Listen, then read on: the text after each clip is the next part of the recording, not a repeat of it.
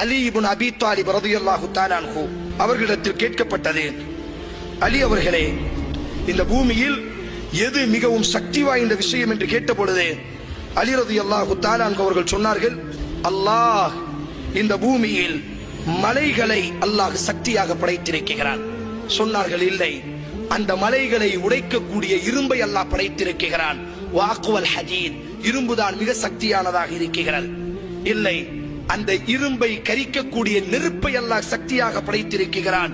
ஃபன்னாரு Aqua, அந்த நெருப்பு தான் இந்த உலகத்தில் சக்தி வாய்ந்ததாக இருக்கிறது. சொன்னார்கள், இல்லை, அந்த நெருப்பை அணைக்கக்கூடிய வல்மாஉ அக்வா, தண்ணீரை அல்லாஹ் படைத்திருக்கிறான். தண்ணீர் தான் மிக சக்தி வாய்ந்ததாக இருக்கிறது.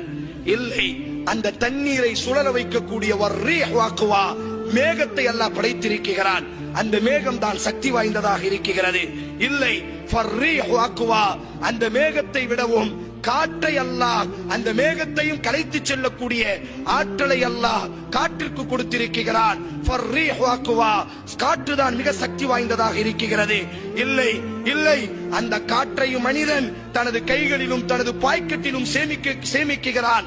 ஃபல் இன்சானு அக்வா, மனிதன் தான் மிக சக்தி வாய்ந்தவனாக இருக்கிறான். இல்லை, அந்த மனிதனையும் தூக்கம் மிகைத்து விடுகிறது. ஃபன்னௌமு அக்வா, தூக்கம் தான் மிக சக்தி வாய்ந்ததாக இருக்கிறது. இல்லை, இல்லை, அந்த தூக்கத்தையும் கவலைகள் மிகைத்து விடுகிறது. வல் ஹம்மு அக்வா, கவலைகள் தான் இந்த உலகத்திலேயே மிகப்பெரிய சக்தி வாய்ந்ததாக இருக்கிறது. யாரை அல்லாஹ் சோதிக்க நாடுவானோ அவர்களின் மீது அல்லாஹ் இந்த கவலை என்ற தனது பட்டாளத்தை அல்லாஹ் சாட்டி விடுவான்.